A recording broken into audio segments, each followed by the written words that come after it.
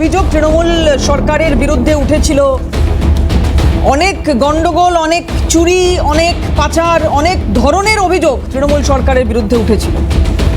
কিন্তু খোদ নিজের বিধায়কদের সই জাল করতে পারে তৃণমূলের কেউ, এমন অভিযোগ এর আগে কখনো উঠেছে কিনা, কোনো রাজনৈতিক দলের অন্দরে এই নিয়ে শোরগোল হয়েছে কিনা জানা নেই। আজকে হাল্লা বলে আমি দেবারতী রয়েছি এবং কথা হবে এটা নিয়ে যে সই চুরিও কি এবার তৃণমূল কংগ্রেস করছে, এবং যা কানাঘুষো শোনা যাচ্ছে তাতে নাকি এখানেও অভিষেক বন্দ্যোপাধ্যায়ের নাম জড়াচ্ছে। তাহলে অভিষেক বন্দ্যোপাধ্যায় কয়লা, বালি, গরু, এই যা যা দুর্নীতি, যা যা পাচার, যা যা চুরি হয়েছে সব টাকা তার বাড়িতে গিয়েছে, কামার স্ট্রিট পর্যন্ত পৌঁছেছে। এই যে অভিযোগগুলো দীর্ঘদিন ধরে উঠেছিল তার সঙ্গে আরও একটা অভিযোগ জুড়ে গেল যে তিনি নাকি সইও জাল করছেন। এত দুর্দিন অভিষেক বন্দ্যোপাধ্যায়ের এলো যে তাকে সইও জাল করতে হচ্ছে। আজকে সিআইডির আধিকারিকরা অভিষেক বন্দ্যোপাধ্যায়ের বাড়িতে গিয়েছিলেন, কিছুক্ষণ আগে বেরিয়েও গিয়েছেন, যদিও উনি অসুস্থ এটা বলা হয়েছে, এবং তার বাড়ির একজন মেম্বার মানে কর্মচারীর হাতে একটি নোটিশ দিয়ে সিআইডির আধিকারিকরা বেরিয়ে গেছে। এখন কথা হচ্ছে যে অভিষেক বন্দ্যোপাধ্যায় কতদিন অসুস্থ থাকবেন, কারণ বিভিন্ন জায়গায় উনি সময় চেয়ে রাখছেন। কোথাও পুরসভার কাছ থেকে সময় চেয়ে রাখছেন, কোথাও সিআইডির কাছ থেকে সময় চেয়ে রাখছেন। এই সময় চাওয়াটা কতদিন চলবে, মানে এই নাটকটা কতদিন চলবে অভিষেক বন্দ্যোপাধ্যায়ের, সেটা তো সেই প্রশ্ন তো থাকছেই। এবার বিষয়টা হচ্ছে এই কেলেঙ্কারিটা সামনে এনে ফেলেছেন ওনারই বিধায়ক, ওনারই মানে তৃণমূল কংগ্রেস দলেরই দুজন বিধায়ক, যদিও এই মুহূর্তে তারা বহিষ্কৃত। তাদের মধ্যে একজনের নাম হচ্ছে ঋতব্রত বন্দ্যোপাধ্যায় এবং অপরজনের নাম হচ্ছে সন্দীপন সাহা। আমরা সন্দীপন সাহার সঙ্গে কথা বলেছিলাম। আমি একটা চিঠি দেখাই তার আগে, দেখতেও পাচ্ছেন এই মুহূর্তে টেলিভিশন স্ক্রিনে। এই হচ্ছে সেই চিঠিটা, হয়তো আপনাদের পক্ষে খুব একটা পরিষ্কার করে বোঝা সম্ভব নয়, তাও আমি একবার বলার চেষ্টা করি। এই চিঠিটা স্পিকারকে দেওয়া হয়েছে। স্পিকারকে দেওয়ার পরে শুভেন্দু অধিকারী, মাননীয় মুখ্যমন্ত্রী, আজকে এই দুই বিধায়কের নাম করে বলছেন যে এরা এরকম একটি মারাত্মক অভিযোগ করেছেন। প্রথমে দুটো বিষয় এখানে একটু আপনাদের শোনাতে চাইবো। মাননীয় মুখ্যমন্ত্রী শুভেন্দু অধিকারী তিনি কি বলেছেন, ঋতব্রত বন্দ্যোপাধ্যায় এবং সন্দীপন সাহা তাদের নাম করে তারা কি অভিযোগ করেছেন, শুভেন্দু অধিকারীর বক্তব্য, এবং পাশাপাশি যখন আমাদের প্রতিনিধি সন্দীপন সাহার সঙ্গে কথা বলছেন, দলের বিরুদ্ধে ক্ষোভ উগরে দিচ্ছেন তিনিও। শোনাবো কি বলেছেন মাননীয় মুখ্যমন্ত্রী। প্রথমে শুভেন্দু অধিকারী কি বক্তব্য বলেছেন। এখানে দুজন এমএলএ মাননীয় ঋতব্রত বন্দ্যোপাধ্যায় এবং সন্দীপন সাহা অভিযোগ করেন, the complaint allege that the resolution dated 6/5/2026 was manufactured and fabricated. The complaint mentioned that as many as 14 signatures were in block letters. টিএমসির দুজন এমএলএর অভিযোগের ভিত্তিতে স্পিকারের নির্দেশে প্রিন্সিপাল সেক্রেটারি হেয়ার স্ট্রিট থানায় একটি এফআইআর করেন। হোম সেক্রেটারির নির্দেশে আমার অনুমোদনে পুলিশ মন্ত্রী হিসেবে এটাকে সিআইডিতে দিয়ে দেয়। আপনার দলের এমএলএরা লিখিত অভিযোগ করেছে, আপনাদের দলের লিখিত অভিযোগের ভিত্তিতে এফআইআর হয়েছে। এখানে সচিবেরও কোনো রোল নেই, স্পিকারেরও কোনো রোল নেই। 13 জনের মধ্যে 3 জন কনফেস করে দিয়েছে। এই তঞ্চকতা, এই প্রতারণা, এই ধরনের সই দুর্নীতি নিজের দলের বিধায়কদের সঙ্গে নিজেরা যেটা করেছেন, আমরা আমাদের পুলিশ, রাজ্যের পুলিশ, বিএনএসের অন্তর্গত যা করার করবে, এবং যারা তদন্তে সহযোগিতা করবেন নিশ্চয়ই তাদের কথা তদন্তকারীরা একরকম ভাববেন, আর যারা তদন্তে অসহযোগিতা করবেন তাদের জন্য আইনে যা আছে তাই হবে। এর কোনো রকম এই সরকার, যে সরকার আইনের শাসন প্রতিষ্ঠা করেছে, শাসকের আইন নয়, সেখানে আপনাদের কেউ যারা এই অবৈধ কাজ করেছেন, সই চুরি করেছেন, ছাড় পাবেন না। এটা খুব স্পষ্টভাবে আমি আপনাদেরকে জানিয়ে দিই। এবার একটু শোনাবো আপনাদের সন্দীপন সাহা কি বলেছেন। নৈতিকতার কাজ করলে এই দলে দল বিরোধীই হয়। যারা অনৈতিক কাজ করে দল তাদেরকে পুরস্কৃত করে, আর যারা নৈতিকতা নিয়ে এগোতে চায়, নিয়ম বহির্ভূত কাজের যারা প্রতিবাদ করে, দল তাদেরকে পুরস্কার হিসেবে বহিষ্কার করে। এটাই এই দলের নীতি। এই নীতির জন্যই দলের আজ এই দুরবস্থা। দলের তরফ থেকে যে চিঠি জমা দেওয়া হয়েছিল বিরোধী দলনেতার জন্য, সেখানে যে সইয়ের সমস্যা ছিল, শুভেন্দু অধিকারী মুখ্যমন্ত্রী তিনিও আজকে বলেছেন আপনাদের কথা আপনারাই অধ্যক্ষের কাছে জানিয়েছেন। মাননীয় মুখ্যমন্ত্রী তো বলেই দিলেন, সেই একটা অ্যাটেন্ডেন্স খাতাকে রেজলিউশনে পরিণত করে বহু বিধায়ক যেখানে উপস্থিত নেই তাদের ব্লক লেটারে তাদের নাম লিখে সেটাকে জমা দেওয়া হলো রেজলিউশন হিসেবে। এর চেয়ে নিয়ম বহির্ভূত কাজ কি হতে পারে? এই প্রশ্নের জবাব আজকে দলের সর্বোচ্চ নেতৃত্বকে দিতে হবে। শেষ প্রশ্ন করি, আপনার কি মনে হয় এই তৃণমূল কংগ্রেস দলটা থাকবে? এটা আগামী দিন দেখতে পারবেন। জনগণ তো কিছুটা রায় দিয়েই দিয়েছে, বাকি রায় আগামী দিন দিয়ে দেবে। সন্দীপন বাকি রায় জনগণ দেবে, কিন্তু তার আগে যে ডামাডোলটা চলছে, তৃণমূল কংগ্রেসটা থাকবে কিনা সেটা নিয়ে সন্দিহান এই মুহূর্তে বহিষ্কৃত তৃণমূলের এই বিধায়ক।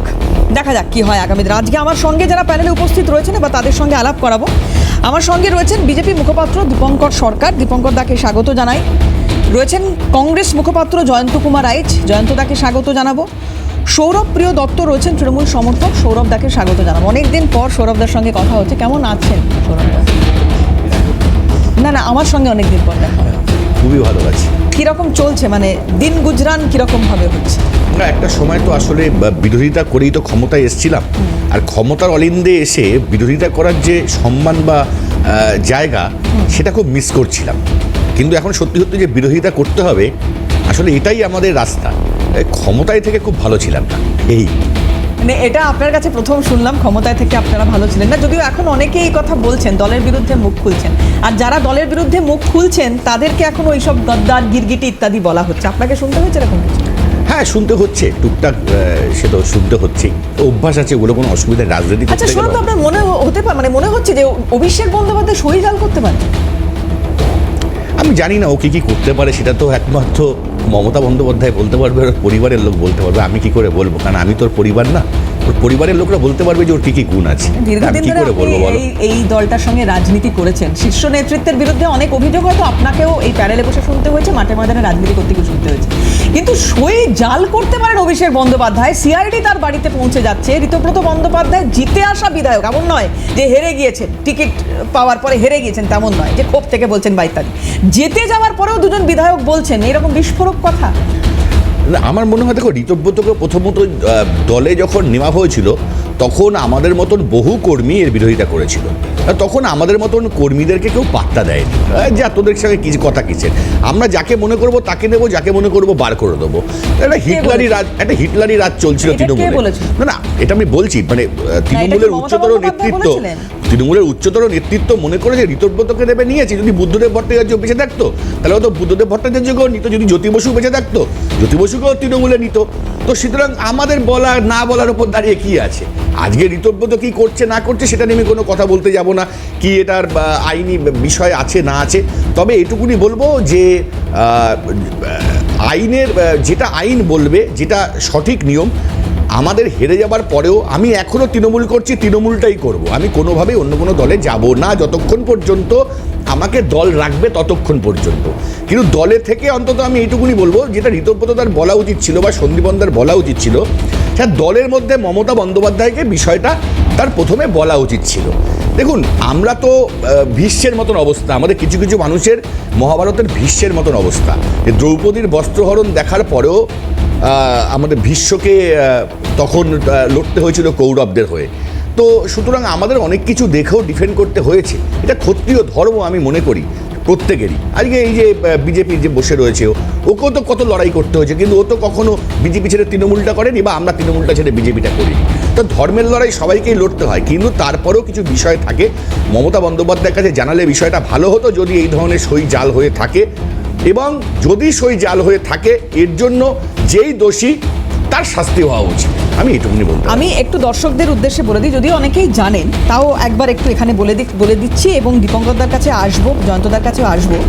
সেটা হচ্ছে যে 6 মে, 4 মে ভোটের রেজাল্ট বেরোয়। 6 মে একটা বৈঠক ডাকা হয়েছিল তৃণমূলের তরফ থেকে। সেই বৈঠকে একাধিক বিধায়ক তারা উপস্থিত ছিলেন, এবং সংবাদ মাধ্যমে যখন এই বিষয়টা সামনে আসে, পরিষদীয় দলনেতা বা অন্যান্য যারা পদাধিকারী বিধানসভায়, সেটা কারা হতে চলেছেন সেইটা নিয়ে যখন প্রশ্ন করা হয়েছিল, তখন বলা হচ্ছিল যে সেই বিধায়করা এই ভার মমতা বন্দ্যোপাধ্যায়কে দিয়েছেন। এটা হচ্ছে 6 মের বৈঠকে। বিধানসভায় দেখা গেল পরবর্তী ক্ষেত্রে যে অভিষেক বন্দ্যোপাধ্যায়ের যে চিঠি সেটা প্রত্যাখ্যাত হলো। 19 মে কালীঘাটে আরও একটা বৈঠক হলো এবং যেখানে পরিষদীয় দলের সিদ্ধান্তে স্বাক্ষর করানো হলো বিধায়কদের, এবং গন্ডগোলটা এখানেই হলো। কি হলো? একাধিক বিধায়ক এটা বলছেন যে যে সই তাদের করানো হয়েছিল 6 মে তারিখের কার্য বিবরণীতে, মানে ভাবুন 19 তারিখের বৈঠক হচ্ছে, সেই বৈঠকে তাদেরকে সই করানো হচ্ছে যেটা 6 তারিখের কার্য বিবরণী ছিল। আর এখানেই মূল জটিলতা তৈরি হয়েছে বলে এই বিধায়করা মনে করছেন। আজকে এই দুজন বিধায়কের নাম প্রকাশ্যে এসেছে, হয়তো এমন অনেকে রয়েছেন যারা এখনো মুখ খুলছেন না। জানি না আগামী দিনে এই যে গতকালের যে বৈঠক সেখানেও মাত্র 16 জন উপস্থিত, বাকিরা নেই, তাদের মধ্যে আরও কেউ মুখ খুলবেন কিনা। অরূপ রায় তিনি বলছেন যে যদি তদন্ত চলে এটা নিয়ে তাহলে আমি সহযোগিতা করব। আজকে প্রথমেই আপনাদের শোনাচ্ছিলাম মাননীয় মুখ্যমন্ত্রীর প্রতিক্রিয়া যে যারা সহযোগিতা করবেন তাদের জন্য আইন একরকম, আর যারা অসহযোগিতা করবেন তাতে আইনের পথে চলবে। অরূপ রায় দেখুন কি বলেছেন। মিটিংয়ে গেলে সই করতে করেছিলাম। আমি একটা সই মমতাদির বাড়িতে করেছিলাম, সেই সইটা আমি করেছিলাম, কিন্তু যে সইটা সিআইডি আমার কাছে নিয়ে এসেছিল সেই সইটা আমার নয়। অফিসিয়াল লিডার বানাতে আমাদের শোভনদেব ছাড়া দিয়ে কোনো আপত্তি ছিল না। রেজলিউশনের কাগজে আমাকে যে সইটা আমায় দেখিয়েছে সেই সইটা আমার নয়, কিন্তু আমি মমতাদির বাড়িতে সই করেছিলাম। আমার সই নয় মানে তার মানে অন্য কেউ করেছে। আমার সই নয় আমি বলে দিয়েছি, আমি কেন আইনি পদক্ষেপ নিতে যাবো? এনকোয়ারিতে সহযোগিতা করবো, যা সহযোগিতা করো। মমতা বন্দ্যোপাধ্যায়ের বাড়িতে যে সইটা আপনি করেছিলেন সেটা কি বিরোধী দলনেতা কে হবে সেটার সপক্ষে সেই সইটা করা উচিত? খুব সম্ভবত। তারপর যে সিআইডি যে সইটা নিয়ে আসে সেই সইটা আমার। 14 জন বিধায়কের নাম ব্লক লেটারে রেখা, তার প্রেক্ষিতে থানায় অভিযোগ দায়ের বিধানসভার সচিবের। তারপরে বিষয়টা সামনে আসে। আমি দীপঙ্করদার কাছে এটার উত্তর নেব একটু খুব সংক্ষেপে, কারণ এটা বিরতি নেব। আমি তারপর আবারও আসবো আপনার কাছে। দীপঙ্করদা কিভাবে দেখছেন এই সই জাল, সেটাও করছে তৃণমূল? এটা তো মানে সত্যি সত্যি একজন বিধায়ক বেঁচে আছেন, বেঁচে থাকাকালীন তার সই হচ্ছে ব্লক লেটার, এবং সেটা কোথায় জমা যাচ্ছে? বিধানসভা। গণতন্ত্রের মন্দিরে যেখানে সেই বিধায়ক বসে গণতন্ত্রকে প্রতিষ্ঠা করার জন্য তিনি বিরোধী দলের কে থাকবেন সেটা যাবে। তাহলে দলের কি অবস্থা দেখুন। আমরা বলেছিলাম যে এই দলটা হারলে অভিষেক বন্দ্যোপাধ্যায় কে, আমাকে এটা একটু বলুন। উনি বিধানসভার ভেতরে কি কি হবে আপনি সেই সিদ্ধান্ত উনি নিতে পারেন? আমি সেখানেই যাচ্ছি। আসবে কেন অভিষেক বন্দ্যোপাধ্যায়ের কথা? আমি সেখানেই যাচ্ছি। দেখুন দলের অবস্থা দেখি, 80 জন বিধায়ক জিতেছে, উপস্থিত 16 জন, 16 জনের মধ্যে বাকিরা আসেনি। 9 তারিখে 6 তারিখের বৈঠক, 19 তারিখে একটা বৈঠক, 19 তারিখের কাগজ যাচ্ছে স্পিকারের কাছে, সেখানে ব্লক লেটারে তাদের নাম লেখা, যাদের নাম যাচ্ছেন তারা বলছেন আমরা সই করে নিয়ে যাচ্ছি। এখানে বিজেপি নেই, বিরোধী দল নেই, কোনো কিছু নেই। একটা দলের আভ্যন্তরীণ বিষয়, সেটাকে সামনে আনছেন কি সেই দলের বিধায়ক। আমি জানি না সে বিধায়ককে অপছন্দ হতে পারে, ব্যক্তিগতভাবে থাকতে পারে, কিন্তু যেটা করেছে এটা করা যায় কি? কে অভিষেক বন্দ্যোপাধ্যায়? 2011-র আগে তার অবস্থান কোথায় ছিল? পিসি ভাইপোর কোম্পানিটাকে আজকে লিমিটেড কোম্পানিকে তৈরি করলো কে? সে, যার জন্য আজকে বাংলায় যারা তার হয়ে রাজনীতি করেছিল। আমি অরূপ রায়কে দেখাচ্ছিলেন, আমি যত বছর দেখি আমার এই রাজনীতির যত 30-32 বছর, অরূপদা তার থেকে বেশি দিন রাজনীতি করেছেন এবং ছাত্র রাজনীতি করেই তৃণমূলে এসছেন। সেই লোকের সই যদি জাল হয়, এটা ভাবাই যায় যে একজন বিধায়ক, দীর্ঘদিনের বিধায়ক, ভালো মন্দ সে জায়গায় যাচ্ছি না, তার নামের সই যখন স্পিকারের কাছে যাচ্ছে, একসাথে স্পিকারের তো আগের সইগুলো আছে, স্পিকার তো পুরনো বিধায়ককে চেনেন, তার সই তো দেখেছেন, দেখেই তো বুঝতে পারবেন এটা জাল। তাহলে আগে কয়লা, বালি, পাথর, সোনা, কত কিছু দেখিয়েছো সোনা চুরি করে, এবার তুমি তোমার বিধায়কদের, জীবিত বিধায়কদের সইটাও ব্লক লেটারে লিখে পাঠাচ্ছ, এটাও তোমার চুরি। ওই যে কথাটা মাননীয় মুখ্যমন্ত্রী বলেছেন, সব চোরেদের পাঠশালা ওই কালীঘাটের টালির চালা। আসলে এই বাংলায় চুরি সংস্কৃতিতে রাজনীতিতে এরকম ছিল না, সেটাকে এই রাজনীতিটাকে চুরি এবং সেটাকে প্রাতিষ্ঠানিক রূপ দেওয়া এই তৃণমূল কংগ্রেস করেছে। সেই জন্য সৌরভবাবুর মতো লোকরা দলের কোনো পথ পায় না। দীর্ঘদিন রাজনীতি করা সত্ত্বেও, ছাত্র রাজনীতি করতে সত্ত্বেও আজকে তার জায়গা নেই, কারণ সে সৎ। ওখানে কার জায়গা হবে যে চুরিটা শিখতে পারবে? সৌরভবাবু বলছিলেন চুরিটা শিখতে পারেন, ওখানে যেতে পারে। দীপঙ্করদা, এই যে কথাটা আপনি বলছেন না যে যারা সৎ, আজকে তাদের তৃণমূল কংগ্রেসের জায়গা নেই, মমতা বন্দ্যোপাধ্যায় ক্ষমতায় আসার পরে যে ব্যানারগুলো ফেস্টুন আগে 11-র আগে রাস্তায় সততার প্রতীক যারা ছিল তারা বুক চিতিয়ে বলতো, শুভেন্দু অধিকারীও বলতো, আমাদের মতো যারা ছিল তারাও বলতো। কিন্তু 11, 12, 13তে আসলে সততাবাদী করে গেল কেন? ভাইপোর এন্ট্রি হলো। ভাইপো এসে সততা যারা, সততাকে বাদ দাও, সত্যটাকে বাদ দাও, দিয়ে চুরিটাকে শেখাও।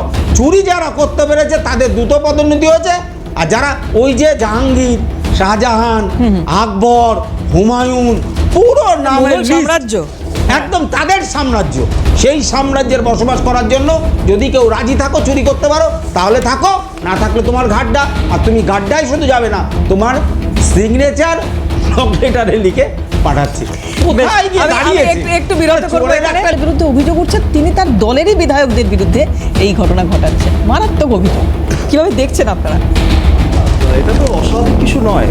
গত 15 বছর ধরে যেভাবে বিশ্ববাংলা লোগো লাগিয়ে পক্ষান্তরে বাংলাকে একদম চুরি করে শেষ করে দেওয়া হয়েছে বিভিন্ন পর্যায়ে বিভিন্নভাবে, হ্যাঁ, মানে বালি, কয়লা, পাথর, গরু, এইসব তো মানে আজকে নস্যি মনে হচ্ছে। এই যে জায়গায় গণতন্ত্রের বস্ত্রহরণ হলো যেভাবে, কারণ বিধায়করা হচ্ছে আমাদের রিপ্রেজেন্টেটিভ, গণদেবতাদের তারা প্রতিনিধিত্ব করছে কোথায়? গণতন্ত্রের মন্দিরে। সেই গণতন্ত্রের মন্দিরে যারা প্রতিনিধিত্ব করছেন তাদের সই যদি জাল হয় তাহলে মানে থাইল্যান্ড, ব্যাংকক থেকে বৌমা সোনা নিয়ে কলকাতা এয়ারপোর্টে ধরা পড়ছে, এটা কোনো বড় ব্যাপার আর খবর নয়। এটা আর বড় খবর হতে পারে না, কারণ ওটা তো একজন ব্যক্তি সোনা নিয়ে ধরা পড়েছিল। এখানে তো মানে সোনার ভাইপো, যেমন আপনি পুরীতে গেলে পরে সোনার গোপাল দেখতে পাবেন, হ্যাঁ, তো সোনার গোপাল একটা মন্দির আছে, ওখানে সোনার গোপাল দেখতে যায় সবাই। তো এখানে হচ্ছে সোনার ভাইপো। তো সোনার ভাইপো এত সুন্দর সোনার কাজ করেছে যে লাস্টে তার দলের বিধায়কদের সই জাল করতে শুরু করে দিয়েছে। মানে অ্যাকচুয়ালি এখানে ব্যাপারটা কি জানেন তো, এটা মানে প্রমাণ করে দিল যে ওই মানে চোরেদের স্বভাব যায় না মোলে, একটা কথা আছে না, স্বভাব যায় না মোলে। তো এরা কিন্তু ক্ষমতা থেকে আজকে চলে গেছে, ক্ষমতা থেকে বাংলার মানুষ এদেরকে আজকে দ্ব্যর্থহীনভাবে ক্ষমতাচ্যুত করে তাদের সঠিক জায়গাটা যেখানে সেখানে তাদেরকে প্রস্থাপিত করে দিয়েছে। প্রতিস্থাপিত করার পরেও তাদের সেই স্বভাবটা এখনও তারা বেরিয়ে আসতে পারেনি। মানে তারা এখনও মনে করছে বিমান বন্দ্যোপাধ্যায় এখনও স্পিকার, বিমান বন্দ্যোপাধ্যায় এখনও স্পিকার হয়ে আছেন এবং তারা যা পাঠাবেন সেটাই পাস আউট হয়ে যাবে, সেটাই আপনার গ্রাহ্য হয়ে যাবে। সেই জন্য 2016 সালে যখন কংগ্রেসের এমএলএদের যখন ওনারা টাকা দিয়ে কিনছিলেন বা কেসের ভুয়ো মামলা তাদের জর্জরিত করে যখন তাদেরকে বাধ্য করছিলেন যেতে, এবং যে বিধায়কদের বিরুদ্ধে তখন তৎকালীন কংগ্রেসের পরিষদীয় দলনেতা আব্দুল মান্নান যখন কমপ্লেন করেছিলেন যে এদের বিধায়ক পদ খারিজ করা হোক এবং প্রপার আইনে খারিজ করা হোক, এটা কারোর ইচ্ছাই নয়, ব্যক্তিগত ইচ্ছায় খারিজ করার কথা বলা হয়নি, সেই সময় এই বিমান বন্দ্যোপাধ্যায় কিন্তু কর্ণপাত করেন না। জয়ন্তদা একটা কথা বলুন, যেটা গোদা ভাবে যেটা বোঝা যাচ্ছে যে যারা সই এখন যারা বলছেন যে আমাদের সই জাল করা হয়েছে, তার মানে এই যে পদগুলো দেওয়া হয়েছে তৃণমূল কংগ্রেসের তরফ থেকে, যে কোনো মানে পরিষদীয় দলনেতা বা বিরোধী দলনেতা, এই যে পদগুলো দেওয়া হয়েছে সেটাতে এদের অন্তত ভরসা নেই বা তারা এটা চাননি। মানে শোভনদেব চট্টোপাধ্যায় বিরোধী দলনেতা হন, এটা এরা চাননি, এটা তো পরিষ্কার বোঝা যাচ্ছে। তা কেন, মানে প্রথমত এই বিরোধটা কেন, কোথায় বিরোধ? তাহলে কি শোভনদেব চট্টোপাধ্যায়কে মেনে নিতে আপত্তি আছে দলের অন্দরে? তাহলে কি এটা নিয়ে দুটো ভাগ আছে দলের অন্দরে? বা আরও যে বাকি যারা যারা যে পদ পেয়েছেন, যদিও সেটা অফিসিয়াল এখনো পর্যন্ত তো বলতেই পারছি না আমরা, যেহেতু সাইনগুলো নেই বা জানি না আদৌ সেটাতে কি আছে, তাহলে কি দুটো ভাগে ভাগ হয়ে গেল? দলের ভেতরে কে বিরোধী দলনেতা হবে সেটা নিয়েও এক দুটো ভাগ দলের ভেতরে। সত্যি কথা বলতে কি, এই 6 তারিখের যে মিটিংটা ডাকা হয়েছিল, এটা আমার থেকে বেশি ভালো সৌরভ দা বলতে পারবেন, কারণ সৌরভ দা হচ্ছে তৃণমূলের সমর্থক বা তৃণমূল করেন। কিন্তু আজকে আমরা টিভির পর্দায় ঋতব্রত বন্দ্যোপাধ্যায়ের যে ভার্সনটা দেখেছি, তাতে ঋতব্রত বন্দ্যোপাধ্যায় বলছেন যে 6 তারিখের মিটিংয়ের এজেন্ডা ছিল অভিষেক ব্যানার্জিকে স্ট্যান্ডিং ওভেশন দেওয়া। 4 তারিখে রেজাল্ট বেরিয়েছে, তৃণমূল পর্যদুস্ত হয়েছে। 6 তারিখের মিটিংয়ে এজেন্ডা একটাই ছিল যে অভিষেক বন্দ্যোপাধ্যায়কে ধন্যবাদ জ্ঞাপন করা এবং তাকে স্ট্যান্ডিং ওভেশন দেওয়া, যে স্ট্যান্ডিং ওভেশনে সেখানে উপস্থিত সব বিধায়করা দাঁড়িয়েছিলেন, একজন মাত্র সিনিয়র বিধায়ক ছাড়া যিনি দাঁড়াননি এবং স্ট্যান্ডিং ওভেশন দেননি যুবরাজকে বা ভাইপো, হোয়াট এভার ইউ সে। সেই জায়গায় দাঁড়িয়ে ঋতব্রত বন্দ্যোপাধ্যায়ও বলছেন যে আমি অর্ধেকটা উঠেছিলাম এবং তাকে যখন দেখলাম যে তিনি দিলেন না, তার কাছ থেকে আমি শক্তি সঞ্চয় করলাম, শক্তি সঞ্চয় করে আমি বসে গেলাম, আমি আর বাকিটা আমি আর সোজা হয়ে দাঁড়ালাম না। তারপরে উনি এখন সোজা হয়ে এখন বর্তমানে আবার দাঁড়াতে পেরেছেন এই 19 তারিখের চিঠির পরিপ্রেক্ষিতে। কিন্তু আমার কথা হচ্ছে যে পরিষদীয় দলনেতা ঠিক করবে নির্বাচিত বিধায়করা, এবং তার একটা কিন্তু প্রফর্মা আছে, একটা ক্রাইটেরিয়া আছে। ক্রাইটেরিয়াটা কি?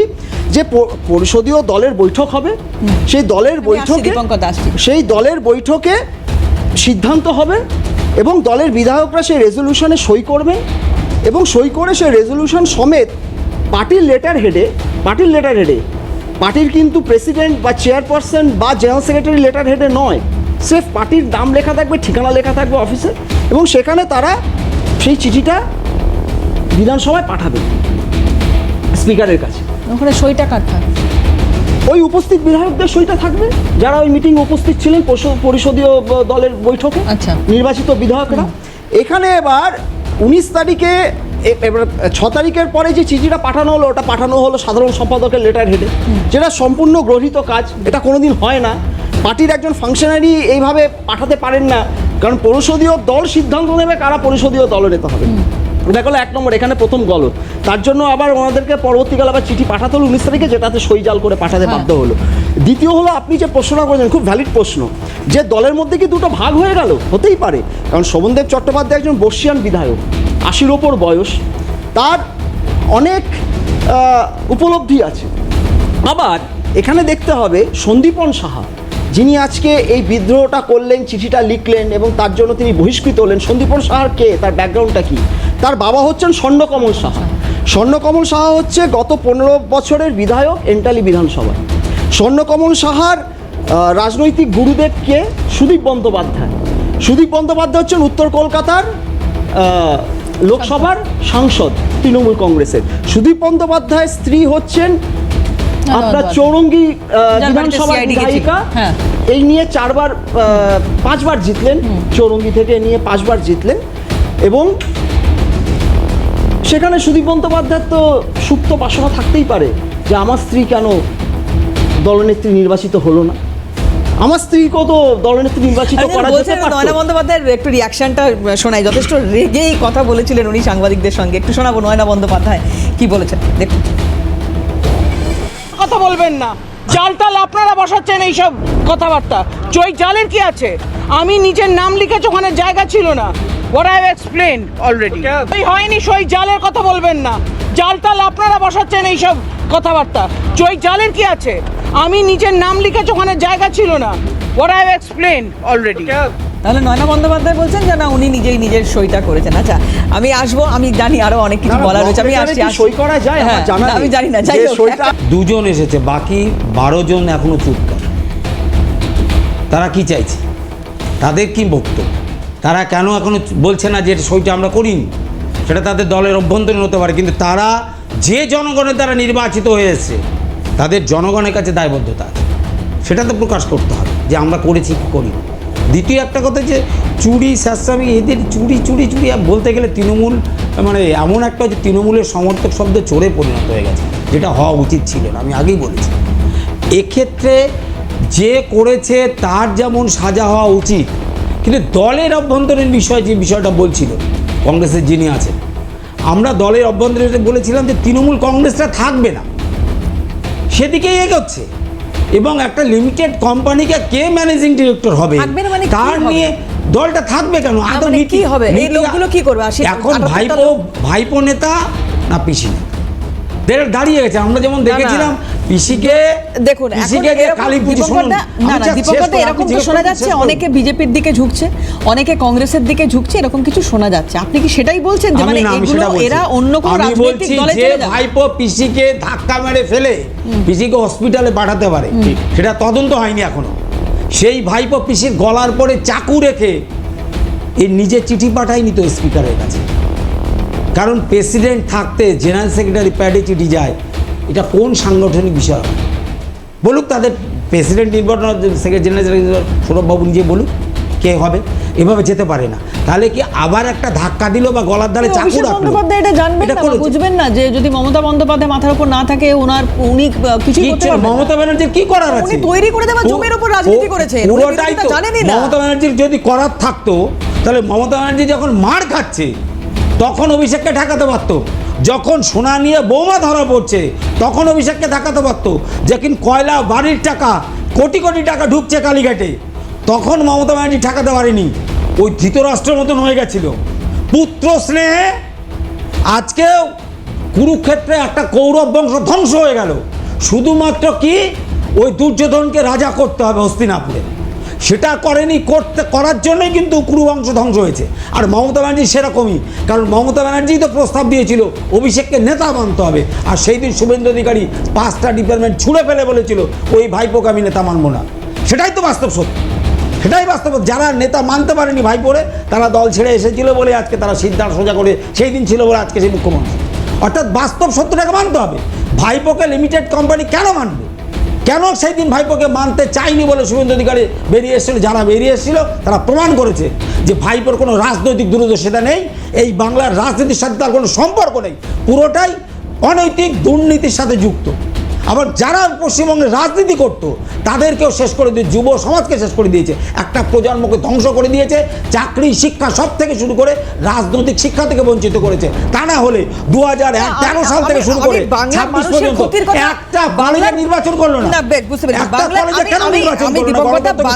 বাংলার মানুষের ক্ষতির কথা আমি সরিয়ে রাখছি, আমি বলছি নিজের দলের ক্ষতিও তো অভিষেক বন্দ্যোপাধ্যায় করে ফেলছেন। একটু সৌরভদার কাছে আসবো, আমি আসছি দাদা, সৌরভদার কাছে একটু আসি। নিজের দলের ক্ষতিও তো করে ফেলছেন অভিষেক বন্দ্যোপাধ্যায় এভাবে। সৌরভ কি উত্তর দেবো জানি না, তবে এইটুকুনি আমি বলবো যে দলের প্রতি আনুগত্য পুরস্কার যদি সারা পৃথিবীর বুকে কাউকে দেওয়া যায় বা দেওয়া উচিত বলে আমার মনে হয়, তার একটাই নাম, সে হচ্ছে কুণাল ঘোষ। যে কুণাল ঘোষের কাছে আজকে সবাইকে যেতে হচ্ছে, এই কুণাল ঘোষকে লাস্ট 1 বছরে 3বার সাসপেন্ড হতে হয়েছে, 3বার শোকজ লেটার পেতে হয়েছে। জেল খাটার পরেও, তাকে জেলের মধ্যে অমানবিক অত্যাচার করার পরেও সেই কুণাল ঘোষ আজকে দলের হয়ে যেভাবে লড়াই দিচ্ছে, এটা শিক্ষণীয় বিষয়। কিন্তু আমার কথা হচ্ছে যে এই যারা এই দলের প্রতি আনুগত্য প্রকাশ করেছে বা আনুগত্য রেখেছে, দল হয়তো জানতো যে এরা তো কোনোদিন দল থেকে যাবে না, লাথিকাক ঝাঁটাকাক এরা দল থেকে যাবে না। ফলে দলের মধ্যে দুর্বৃত্তায়ন বেড়েছিল। আমার এলাকাতেই অনেক দুর্বৃত্তায়ন বেড়েছে, আমার এলাকাতেই অনেক 60 শুটার টিকিট পেয়েছে। যেখানে আমি কথার কথা বলছি যে আমাকে টিকিট দেওয়ার কথা ছিল বা আমার বাবাকে টিকিট দেওয়ার কথা ছিল পরবর্তীকালে, বাবা আগে কাউন্সিলর ছিলেন, তো সেখানে আমরা দেখেছি শার্প শুটার টিকিট পেয়েছে। শুনেছি 17 লক্ষ টাকা 18 লক্ষ টাকার বিনিময়ে টিকিট পেয়েছে। তো এই দুর্বৃত্তরা যখন একটা সমাজের মাথা হয়ে দাঁড়ায় তখন তো স্বাভাবিকভাবে এই দলের পতন হয়। এখন অনেকে বলছে যে সৌরভদা এখন বলছেন কেন, গদ্দার এখন বলছেন কেন? আমি এখন বলছি না, এটা আমার ফেসবুক দেখলে অনেক আগেই বুঝতে পারবেন। আর দ্বিতীয়ত আমি এটা বলি তাদেরকে, যখন লাস্ট একটা লাইন বলি, যখন না লাস্ট কেন আপনি বলবেন, দলের মধ্যে কখনো বলেছেন? ফেসবুক তো বুঝলাম, দলের মধ্যে বলেছি। আবার বেশি বলতে গেলে আবার মুশকিল হচ্ছে যে ওই শার্প শুটাররা তখন আমাকে আবার গুলি করে দিতে পারতো। আমার তো আবার মেয়ে আছে, একটা আমার সংসার আছে, আমি গুলি করে দিতে পারতো। আমার ভয় ছিল। এরকম ভয় শুধু আমার নয়। দুদিন আগে প্যানেলে বসে বলছে আমার তো একটা মেয়ে আছে তাই আরজি করার সময় চুপ ছিলাম। না, আমি কিন্তু আরজি করার সময় চুপ ছিলাম না। আমরা আরজি করার সময় কথা বলেছি। পরমব্রত চট্টোপাধ্যায় আমি বলছি শোনো, তাই চুপ ছিলাম। তুমি কথাটা বোঝো। মানে সবাই চুপ থাকলে কে বলবে দাদা? আয়না তো দেখাতে হবে দলটাকে। শেষ করতে দাও, শেষ করতে দাও। যদি আপনি তৃণমূল কংগ্রেসকে ভালোবাসেন, দলটাকে তো আয়না দেখাতে হবে। আমি সিপিএম এর সময় সিপিএম করতে ভয় পাইনি। দীপঙ্করের সঙ্গে একসঙ্গে রাজনীতি করেছি, তো শুভেন্দু অধিকারীর সঙ্গে আমরা রাজনীতি করেছি, সুতরাং ওটা ব্যাপার না। আমরা বিরোধীদের ভয় পাই না, ভয় আমি আমার দলের গুন্ডাদের পেয়েছি। আমি সিপিএম এর সঙ্গে লড়াই করেছি, সেই সিপিএম এর গুন্ডারা যখন তৃণমূলে ঢুকেছে তখন আমরা ভয়টা পেয়েছি। আজও ভয়টা আমি জানি বিজেপি আমায় মারবে, আমি কিন্তু বিজেপিকে ভয় পাচ্ছি না যে মারুক আমাকে। আমার কাছে লজ্জার ব্যাপার এটা যে আমার দল আমাকে মারবে, এটা আমার কাছে লজ্জা, সম্মান, আমার মেয়ের সম্মান, আমার পরিবারের সম্মান। বিজেপি আমাকে খুন করে ফেলে তাহলে আমার সম্মান যাবে না। আজ মেয়ে অনেক বড় হয়ে গেছে, ঠিক আছে, কিন্তু আমি এটা বলতে চাইছি এই দুর্বৃত্তায়নটা যদি না ঠেকানো যায় তাহলে কিন্তু দলটা আর উঠে দাঁড়াবে না, এক। আর 2 নম্বর বলছি, শুধু আমি একা না, এরকম ভুগেছে সারা বাংলার লক্ষ লক্ষ কর্মী, লক্ষ লক্ষ কর্মীর চোখের জল, যারা কথা বলতে পারেনি। কথা বললে তাদের মাথায় ক্যামাস্টিনের বন্দুক ঠেকানো হতো, মানে আমি অরিজিনাল বন্দুক বলছি না, ক্যামাস্টিনের বন্দুক দাগিয়ে রাখা হতো, আইপ্যাকের বন্দুক দাগিয়ে রাখা হতো। হ্যাঁ, এরকম যে ক্যামাস্টিনের দাদা, আইপ্যাকের দাদা, লাট সাহেবি পানা, এই জায়গাগুলোর জন্য লক্ষ লক্ষ কর্মীরা বঞ্চিত, তারা আজকে মার খাচ্ছে। উত্তর 24 পরগনার বুকে আজকে তুমি আমাকে দেখাও, একটা নেতা ঘরের বাইরে নেই, একটা নেতা নেই। আর সেই কর্মীদেরকে বাঁচাচ্ছে বিজেপির নেতারা। অর্জুন সিং বাজাচ্ছে, দমদমে অরিজিৎ বক্সি বাজাচ্ছে, উত্তর দমদমের সৌরভ সিকদার বাজাচ্ছে, বড়নগরের সজল ঘোষ বাজাচ্ছে।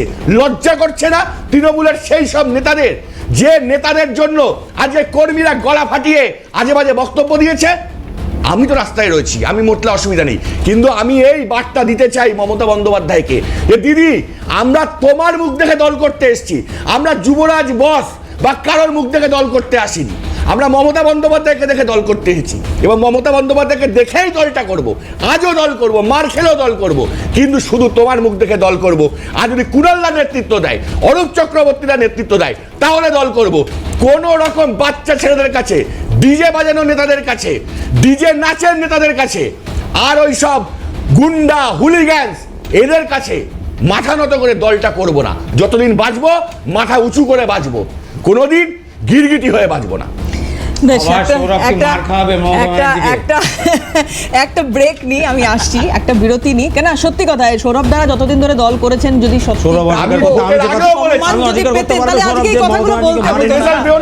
দীপঙ্কর দেওয়ালতি জানে, আমি দলের বিভিন্ন ব্যাপারে বহু আগেও বহুবার বলেছি, এই জিনিস আমি সমর্থন করি না, কিন্তু এরা আমাকে খুঁজে পায়নি। আগে শুনো, আগে অভিষেক বলতো কি, আমরা খুঁজে নেব।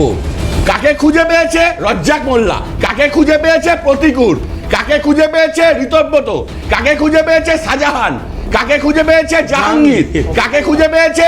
জায়ান সিং। শওকত মোল্লা মমতা বন্দ্যোপাধ্যায়কে বোম মেরেছে।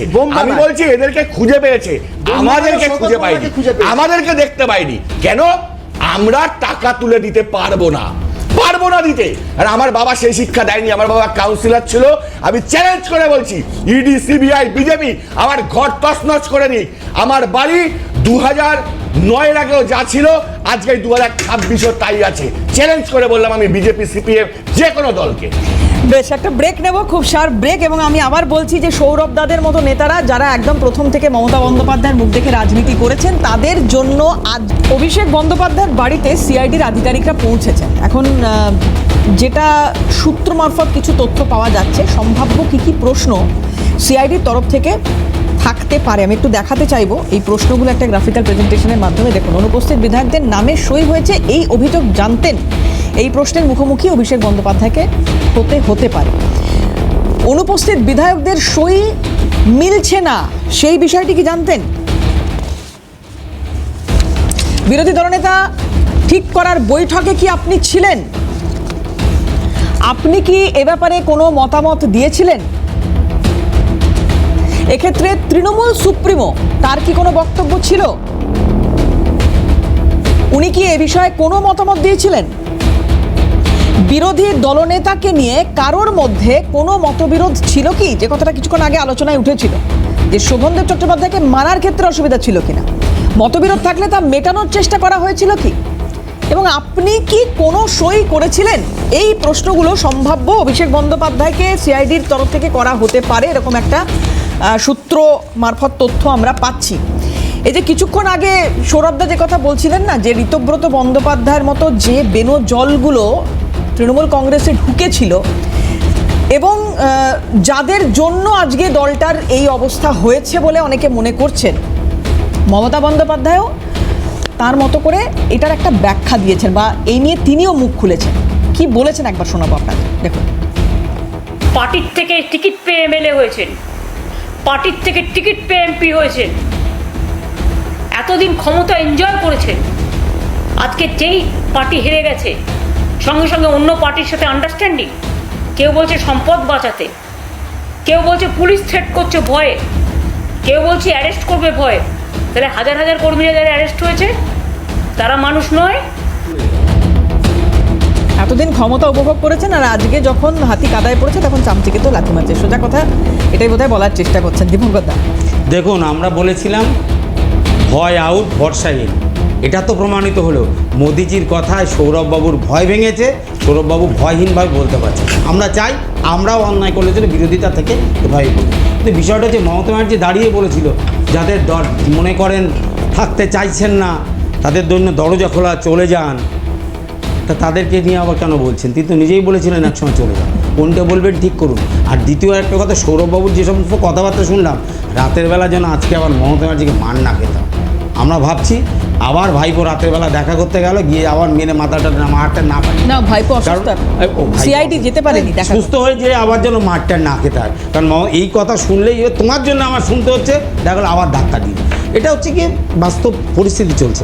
এবার হচ্ছে কি কেউ মনে করলে বলেছিলেন তো মমতা ব্যানার্জি, আর বিধায়করা যাবেন বলে আমরা বলেছিলাম। আমাদের সত্যি সত্যি তৃণমূল কংগ্রেসকে যদি ভাঙার দরকার থাকতো তাহলে বিজেপি যদি দরজাটা খুলে দিত না, আজকে কালীঘাটে 16 জন গেছে না, আমি আপনি চ্যালেঞ্জ করে বলতে পারি ওই সংখ্যাটা 6 হতো। 2 অঙ্কে ক্রস করতো না, বিজেপি যদি বলতো নেবে। বাস্তব সত্যিটা বলে দাঁড়িয়ে আমরা চাইছি যে বিরোধীরা থাকুক, গণতন্ত্রের বিরোধীরা থাকুক, আমরা ভুল করলে বলুক, সেই জায়গাটা তো আমরা দিতে চাইছি। কেন সেই দলটা যারা মাত্র যে বলেছিল মাত্র 4 তারিখে 1টার পরে প্রধানমন্ত্রী স্বরাষ্ট্রমন্ত্রীকে খুঁজে নিয়ে আসবে, মানে ইলেকশন কমিশনারকে খুঁজে নিয়ে আসবে, পালাবেন না, যেখানে তখন ধরে নিয়ে আসবেন, ডিজে বাজাবেন, কি ব্যাপার একেবারে ডিম থেরাপিতে ঠান্ডা হয়ে গেলেন। এখন থেরাপি পড়ে শুধু ডিমে পচা ডিম পড়েছে।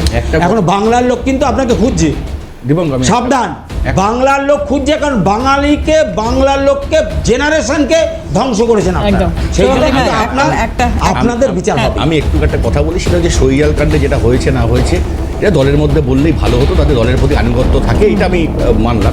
দলের মধ্যে বলেনি, তুমি বলছো বলেনি, দলের মধ্যে বলেছে কিনা সেটা তাদের ব্যাপার, কেউ তো বলছে না দলের মধ্যে বলেনি। কথা বলি, আজকে আমি এটা দেখতে পাচ্ছি সিএমও বলেনি, দলের মধ্যে বলেনি। একটা আওয়াজ উঠেছিল যে 60 বছর বয়সে যারা তারা আস্তে আস্তে একটুখানি অবসরের দিকে যান, আর এই নতুন ব্লাড থার যারা ডিজে নাচানাচি করতে পারে, দৌড়াতে পারে, তাদেরকে এন্ট্রি করানো। আজকে আমার বলতে খুব মানে গর্ব অনুভব হচ্ছে যে আজকে দেখুন অসিত মজুমদারের মতন একটা লোক, যেখানে অসিত মজুমদার 5 বারের এমএলএ, তাকে টিকিটটা দিল না। যাকে টিকিট দিল সে এখন ঘরের মধ্যে বসে নতুন করে আবার একটা খেলা হবে, গান ফান বাজাচ্ছে, মানে তৈরি করছে মনে হয়। কিন্তু সেই অসিত মজুমদার আজকে রাস্তায় প্রথম থেকে, এবং সেই অসিত মজুমদারকে অ্যারেস্ট করা হয়েছে এই প্রতিবাদ করার জন্য। আমি এটাই বলছি যে এই যে দলের মধ্যে একটা ভাগ করে দেওয়া, যে বয়স্ক মানুষদের বসিয়ে দেওয়ার, নতুনদেরকে শুধু তুলে আনো, আরে শুধু আজকে যদি আমাদের বাবা মারা না থাকে, তাদের যদি আশীর্বাদ না কে, তারা যদি আমাদের না শেখায়, নতুন প্রজন্ম এগোবে কোথা থেকে? তারুণ্যেরও তো প্রয়োজন আছে, তারুণ্যের অবশ্যই প্রয়োজন আছে। তার মানে আমি ঘরে ঢুকিয়ে দেব, আমি 60 বছর ওপরের হয়ে গেলে রাজনীতি করতে দেব না, এই ধরনের হুকুম মারা, এই ধরনের হুকুম তৈরি করা, এইটা তো ঠিক হয়নি। আজকে সেটা প্রমাণিত যে পুরনো চাল ভাতে বাড়ে। জয়ন্তদার কাছে আসবো। জয়ন্তদা, হাসপাতালগুলো ছেড়ে দিয়েছে, অভিষেক বন্দ্যোপাধ্যায়কে ভর্তি নেয়নি, অথচ প্রয়োজন মনে করেনি, কিন্তু সিআইডি আজকে দেখা করতে পারলো না, তিনি অসুস্থ বলে আজকে হাজিরা এড়িয়েছেন। তিনি এত অসুস্থ না, এটা তো মানে দুর্বল চিত্রনাট্যটা তো ছিলই। গত শুক্রবার দিন যে চিত্রনাট্যটা তৈরি ছিল খুবই দুর্বল চিত্রনাট্য। কারণ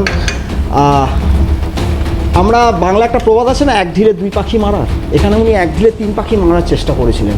ভাইপো 1 ঢিলে 3 পাখি মারার চেষ্টা করেছিলেন। প্রথম পাখিটা হচ্ছে যে আমার ওপর হামলা হবে না, ওটা তো এখন ট্রেডমার্ক না, কপিরাইট হয়ে গেছে। ভাইপো নামটা কপিরাইট, পিসি ভাইপো, এটা বলা ঠিক। হ্যাঁ, পিসিমা ভাইপো।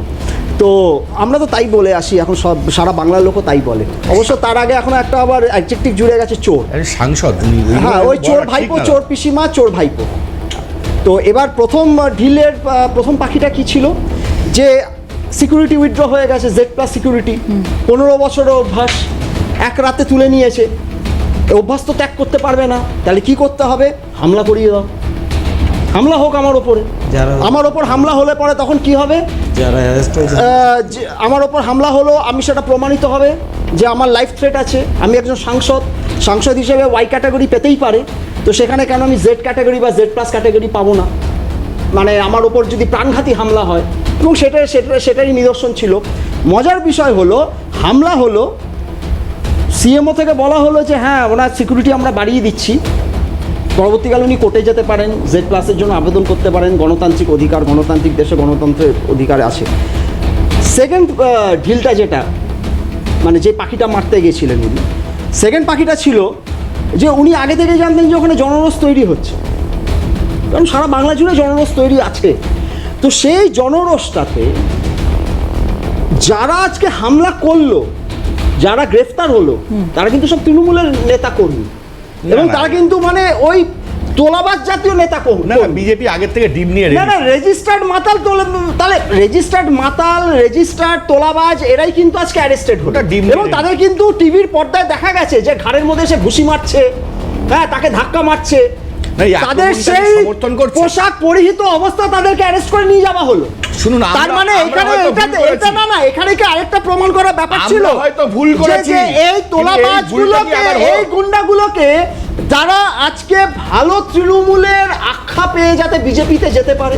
না না, এইসব কোনো বিজেপি যদি ভালো তৃণমূলগুলো একে যদি আজকে মনে করে না এ পরিশুদ্ধ হয়ে গেছে, এ গঙ্গার জলে স্নান করে নিয়েছে কারণ অভিষেককে মেরেছে, এ আজকে আমার চোখে ভালো তৃণমূল, এবং একে যদি বিজেপিতে চলে যায়। 3 নম্বর এবং যেটা মোস্ট ইম্পর্টেন্ট, 3 নম্বরটা হচ্ছে, সেটা না হলেই বাঞ্ছনীয়, সেটা হচ্ছে গিয়ে যে ও একা বেরিয়ে প্রমাণ করার চেষ্টা করছিল এখনো অবধি এই সৌরভদার মতো যে তৃণমূল সমর্থক বা তৃণমূল কর্মীরা রয়েছেন, যারা এখনো মনে প্রাণে তৃণমূলটা করতে চাইছেন, কিন্তু নেত্রী হিসেবে মমতা ব্যানার্জিকে সামনে রেখে তাদের কাছে একটা বার্তা দেওয়া যে মমতা ব্যানার্জি নেত্রী নয়, আগামী দিনে তৃণমূলের নেতা হচ্ছে একমেয় দ্বিতীয় অভিষেক বন্দ্যোপাধ্যায়, কারণ মমতা ব্যানার্জি রাস্তায় নামেনি ভোট পরবর্তী হিংসার মোকাবিলা করতে। প্রত্যেককে ধন্যবাদ সময় দেওয়ার জন্য, এবং আপনারা যারা আমাদের সঙ্গে ছিলেন আপনাদের ধন্যবাদ। শেষ করছি, অন্যান্য খবরের জন্য চোখ থাকুন।